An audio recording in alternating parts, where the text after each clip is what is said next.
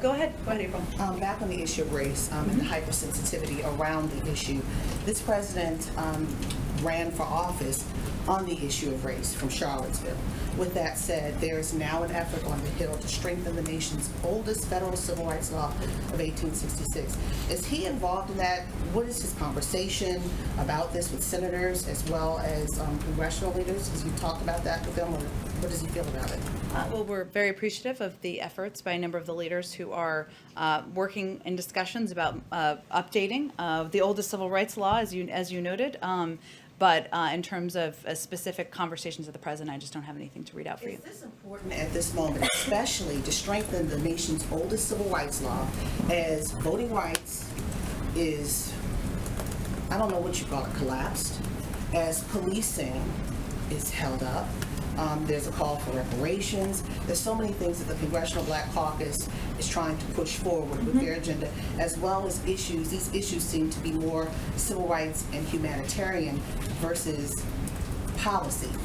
Is this president concerned at this time about that? Does he think that this will bring more attention to those issues? Also, in light of KKK members and white supremacists marching in Philadelphia over the weekend on 4th of July. Well, I would say first, April, that, as you know, because you've covered it closely, one of the president's key priorities, one of the key pillars of his presidency is racial equity and updating and addressing what he feels are systemic issues in how we govern and in society. And I would say to touch on a couple of the things that you've noted.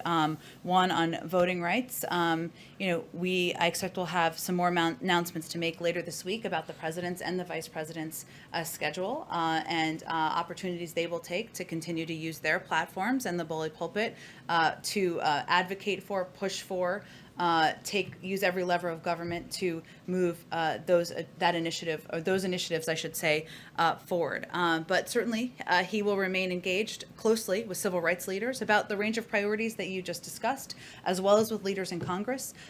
Even though things are hard and things look stalled at moments, he doesn't give up. That's not who he is. Neither is that who the vice president is. So they'll continue to press on moving all these agenda items forward. Is there concern by the Democratic base, that feels that he became president standing on these pillars and now they're in jeopardy? Is there concern by this White House about what the Democratic base is feeling as they see voting rights stalled, as they see policing stalled, as they see the issue of reparations not moving as fast as they want, and other issues? I would say first, the president shares their frustration about the fact that voting rights, making voting more accessible to more people across the country is a no-brainer. He agrees with the frustration that there are more we can do to put in place reforms on policing, something that he feels is long overdue, and he would like to sign a bill into law. And his role as president is to continue to use his voice, the bully pulpit, and his platforms to advocate for moving these things forward.